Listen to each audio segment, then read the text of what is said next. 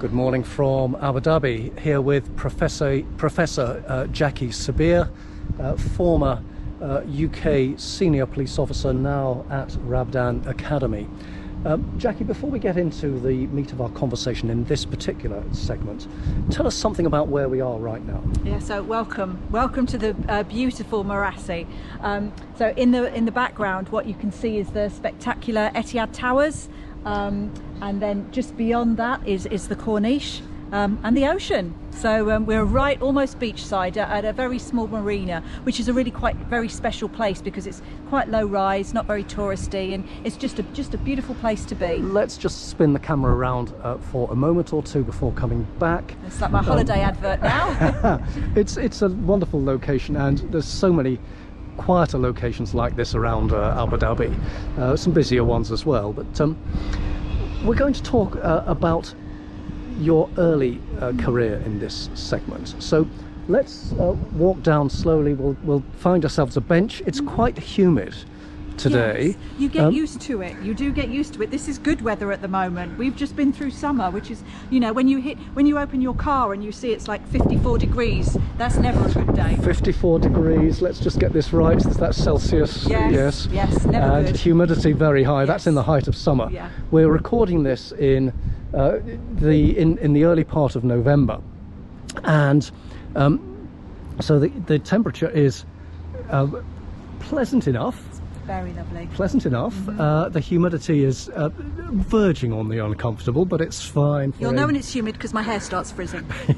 Well, I know when it's humid because if you step out of the air conditioning in Abu Dhabi in the height of summer, you are within 10 seconds. You are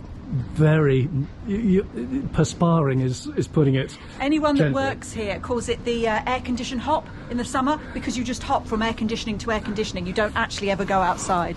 So your early career, in fact, immediately before we come on to your career, let's acknowledge that you were an undergraduate at the University of Cambridge. Which college was that? That was Downing. Yeah, Downing College. Downing yes. College, studying geography, Yes. and then something possessed you to join, to go into policing.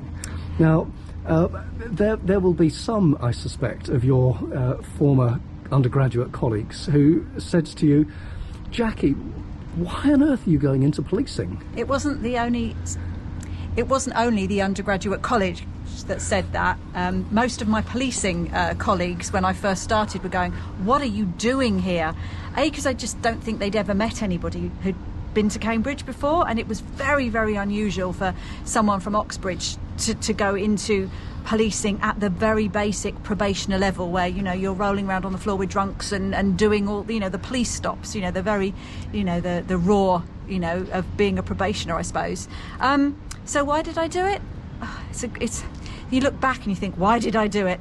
But there was something, probably my father was a senior police officer, so there's a photograph that was on his desk of me when I'm about 18 months old, and I'm wearing his police hat, eating an ice cream. And I remember going to see him at the police station, sitting at his desk, and all of that. It was a very different generation then, when you would bring your children in to sit at your desk.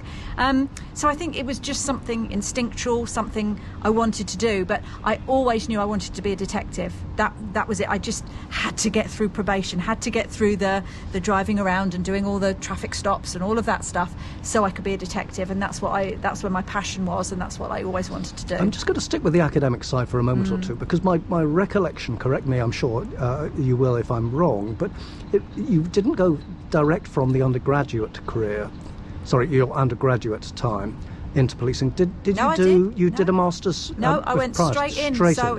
I went to Cambridge, graduated, did the usual, had to wait 18 months then it was to join the Met, and yeah, then straight in at Hendon. So yeah, it was, and then I did my master's and PhD whilst I was working, which was a feat and a half in itself. But I did that because there were about 10 years in, my brain was just going to mush, and I was just very frustrated with what was going on with policing, and I just thought I need to do something for myself about it, and that's where the impetus for the studying came from. Okay, I'll come back to the study in a moment or two, but was there at that stage any sense of accelerated promotion? So some who join these days will join on some sort of accelerated promotion scheme where they move through the ranks quite quickly, or in some instances start in the inspecting ranks or in the superintending ranks. So when I started so it's 92 when I started, it wasn't there. I got onto the high potential scheme after 10 years in, but I'm probably old-fashioned and probably most people don't like that. I wanted, even if it had been when I first started, there's something really important about going in and doing the basics and understanding the basics. It gave me credibility, authenticity. I knew what I was talking about, and that's been such an important point of my career all the way through. I've experienced it and then being able to teach it and lead it. So when you joined, my instinct is that as a woman, you would have been very much in the minority, and as somebody with a degree, you would have been very much in the minority. Yeah. How did you cope with the challenges that might have accompanying that? Yeah. So and how did your colleagues cope with that as well? So clever women were something that you just kept quiet about. It's a terrible thing to say now. I didn't say I was from Cambridge. It was like just the thing that you didn't talk about because you didn't want to be seen as potentially clever, because then you would have the conversation, well, why are you here? It just wasn't seen as a place where clever people went. It didn't attract clever people. So I found it really hard, and I suppose my coping mechanism at that very beginning stage was to just not even acknowledge it, not talk about it, and just focus and try and blend in, I think, was what I tried to do. Let's just unwrap this a little bit. Really hard, to the extent that you considered that you'd made a mistake in your career, that you considered leaving, or were you absolutely determined to carry on with that career? There were times I thought about going, frustrating times, but you always go back to, well, why did I join? And I joined to help people, all of those things that people say when you write your essay when you first joined, why you wanted to join the job. It was to help people, to make a difference, to have a purpose. So even at those really darkest times when, I had been treated unfairly, A, because I was a woman, and B, because I was a clever woman, it was just like, no, I remember why I'm there. But saying that, I think it's really important to acknowledge the balance, because there were some amazing people that did support me and did help me achieve things. So whilst there were dark times, there were also brought out the best in people, and I wouldn't be where I am now had it not been for some extraordinary men and women intervening and giving me the support. I say pulling up the ladder. So this is key. So the reason that I'm particularly asking this is there will be others who are watching this who are perhaps going through a dark time themselves. Yeah. Whatever their gender, whatever their background, whether they are in a minority group or not in the majority. Yeah. So you've mentioned there that you found support mechanisms. What would you say to those who are going through a difficult time in their own policing career about whether they frankly leave or other ways in which they can get through those most difficult times? And speaking from someone who has been there, so from that experience, I wish someone had told me these two things. You can leave.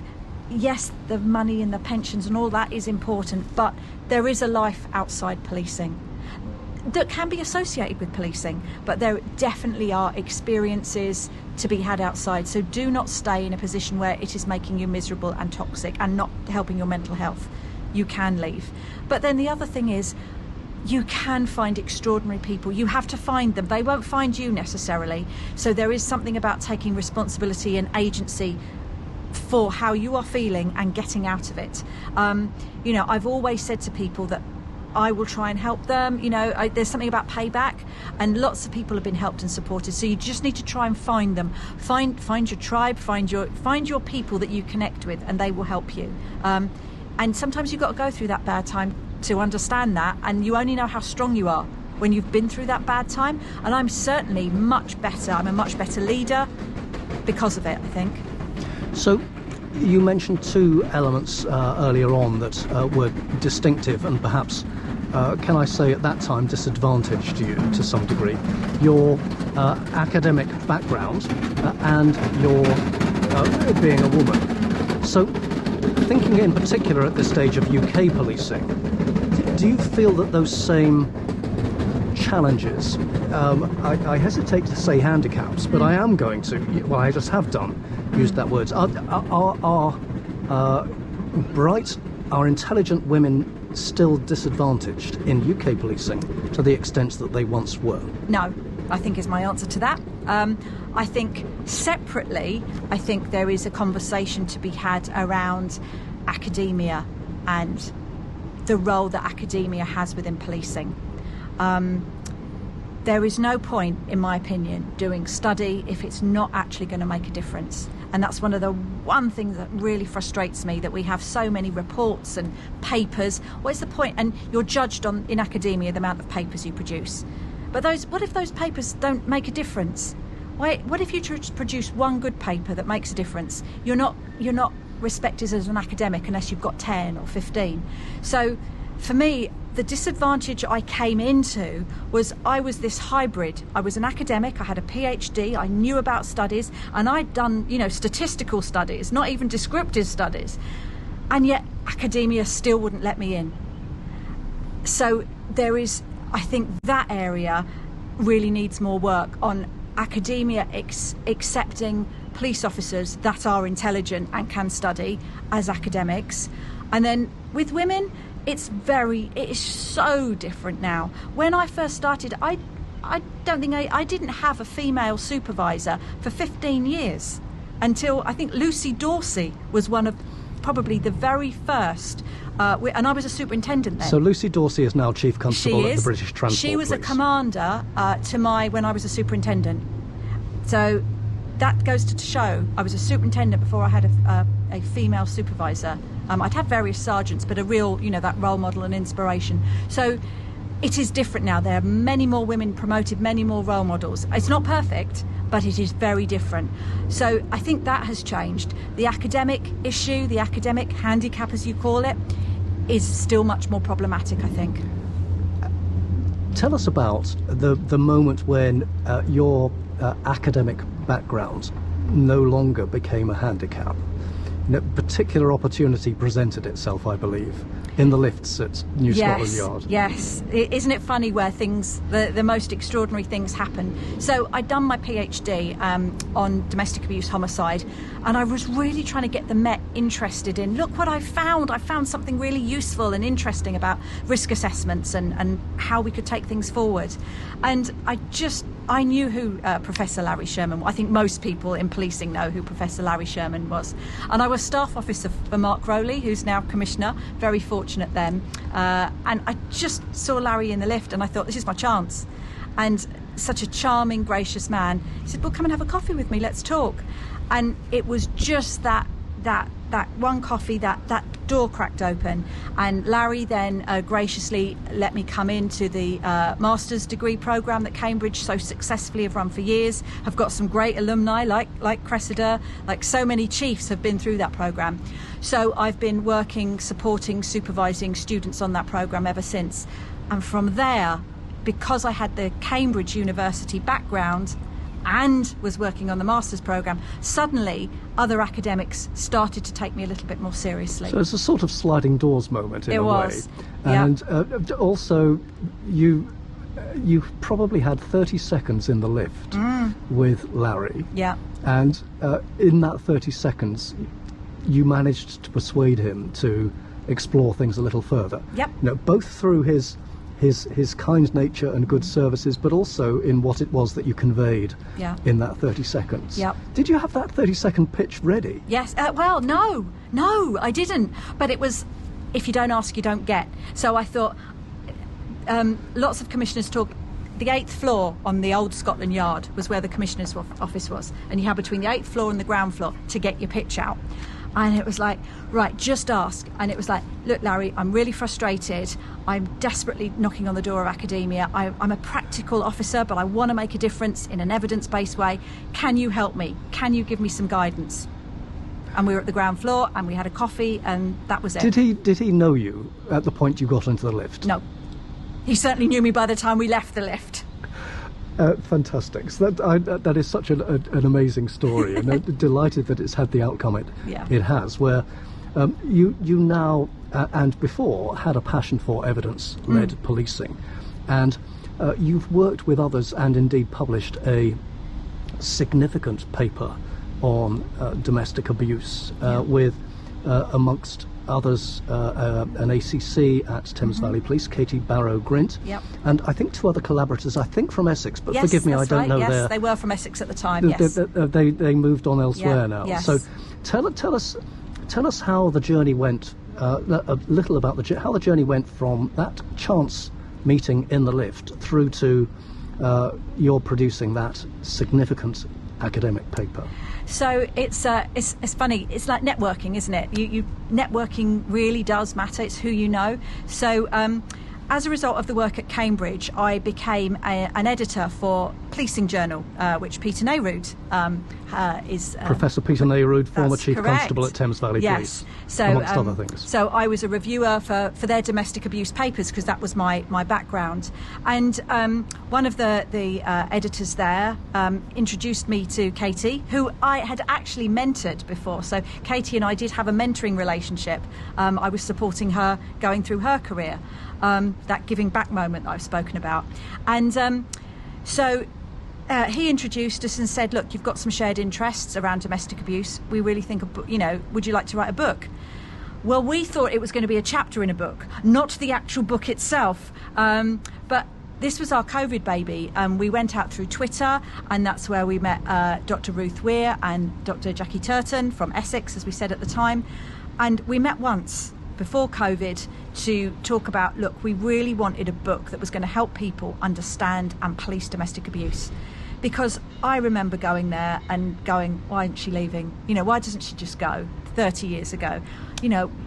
I just wanted to make a difference. So we wrote this book that had the theory, but also it had really important chapters around, well, this is what you do. This is what you might be feeling, but this is what this means. And I'm really proud of that book. And the proudest moment has been when Katie has sent me a picture of this book on someone's desk with loads of post-it notes in. So people are reading it and using it in the way that we really, really had hoped to. And I go back to that, that's what academia should be.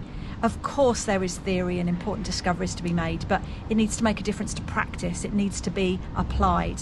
And for me, that's all I've ever worked for, and I think that's the most important point of having hybrid practitioners and academics. Did you ever imagine that you would be sat here in Abu Dhabi as a professor at Rabdan Academy and drawing on your wealth of experience from the past 30 plus years? I wish someone had told me 30 years ago it's going to be okay, it's worth the pain. But I've learned so much on the journey, and I teach here, obviously, leadership skills as well as the academics. And if someone had told me that, I don't think I would have believed them. But that's the thing about academia and policing. It's global, and it gives you huge opportunities, maybe not to move country, but to meet people, to share ideas, and just to really develop our skills and our practice of policing together. Dr. Jackie Sebire of Rabdan Academy here in Abu Dhabi. For the time being, thank you very much indeed. Thank you.